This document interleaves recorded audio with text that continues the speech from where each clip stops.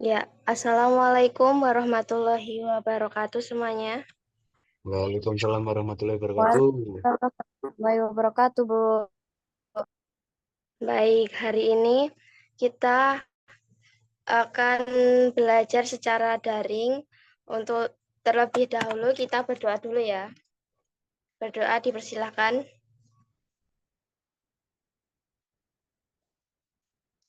Berdoa tidak dibatasi. Oke, hari ini hadir semua ya. Jadi, Nah, kita hari ini akan belajar tentang permainan bulu tangkis.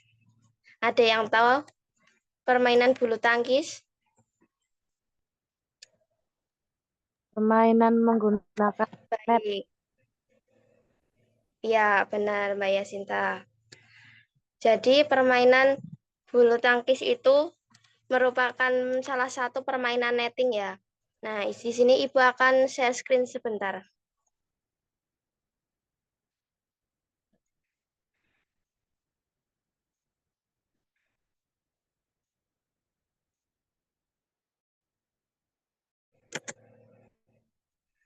Apa sudah kelihatan?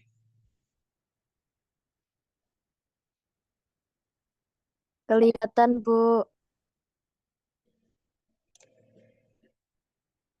Nah, ini saya perbesar dahulu. Nah, di sini nanti kita akan membahas tentang permainan bulu tangkis. Yang kita bahas ada 3 ya materinya, pengertian bulu tangkis. Yang kedua ada perlengkapan bulu tangkis. Yang ketiga ada cara memegang raket.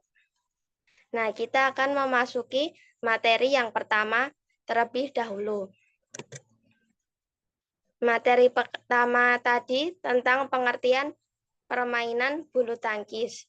Nah, permainan bulu tangkis dapat dimainkan di dalam maupun di luar lapangan, di atas lapangan yang dibatasi dengan garis-garis dalam ukuran panjang dan lebar tertentu.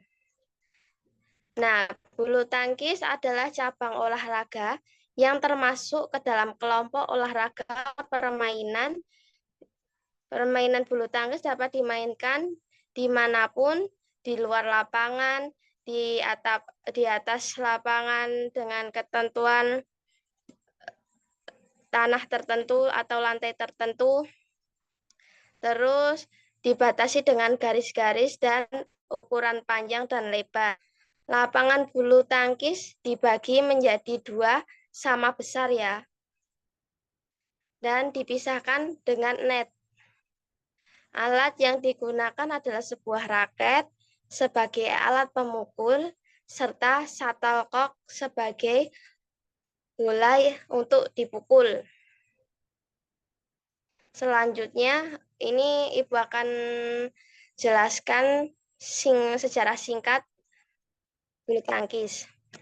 Menurut sejarah, permainan bulu tangkis berasal dari permainan yang bernama Poona dan berasal dari India oleh beberapa perwira tentara kerajaan Inggris yang menjajah India pada waktu itu. Permainan ini dibawakan ke Inggris dan dikembangkan di sana. Jadi dari India ke Inggris. Nah, pada tahun 1873, permainan ini dimainkan di Taman Istana milik Duke de Beaufort di Badminton Girls Center Shore. Sehingga karenanya permainan ini kemudian diberi nama badminton dan dikembangkan di berbagai negara. Nah, ini contoh dari permainan badminton ya. Ada gambarnya. Selanjutnya ada raket pemukul. Perlengkapan bulu tangkis, yaitu ada raket atau pemukul, shuttlecock, lapangan, serta net. Yang pertama, Ibu akan bahas raket atau pemukul. Nah, raket ini merupakan alat memukul dengan ujungnya berbentuk oval, berjaring, dan bergagang. Nah, raket ini beratnya 150 gram ya. Panjangnya dari kepala sampai pegangannya itu 66 sampai 68 cm. Untuk lebar kepala bulu tangkis yang berbentuk oval tadi 22 cm dan beratnya tadi ya 150 gram. Selanjutnya ada shuttlecock. Nah, shuttlecock ini terdiri dari bagian kepala dan bulu. Shuttlecock yang baik menggunakan gabus sebagai kepala dan dibungkus dengan kulit yang tipis dan kuat. Untuk helaian bulunya tadi ada sekitar 14 sampai 16 helai bulu ya. Nah, selanjutnya ada lapangan. Lapangan badminton ini berbentuk persegi panjang, terus dibagi menjadi 2 sama ukurannya dan dibatasi oleh net. Di lapangan badminton sendiri dapat tanahnya terbuat dari 4 macam. Jadi mungkin tergantung eventnya ya. 4 macam tadi lantai tanah atau pasir, umumnya di lapangan luar ruangan. Untuk yang kedua ada kayu. Yang ketiga dari bahan lantai dengan karpet sintetis. Ini yang sering digunakan untuk pertandingan-pertandingan internasional. Yang keempat ada lantai semen dan atau tegel. Oh, baik. Yang selanjutnya ada net badminton. Net terbuat dari tali halus berwarna gelap dan lubang-lubangnya berjarak antara 15 mm. Seperti ini ya gambarnya, teman-teman. Ukurannya bisa dilihat. Baik, apakah sampai di sini ada yang ditanyakan?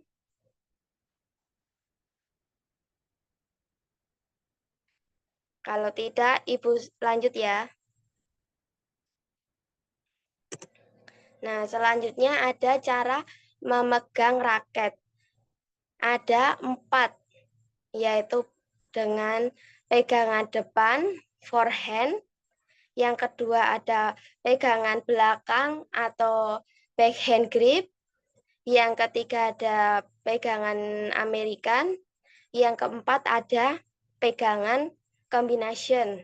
Nah, kita akan bahas satu persatu. Yang pertama pegangan depan atau forehand grip. Nah, bisa diamati cara megangnya.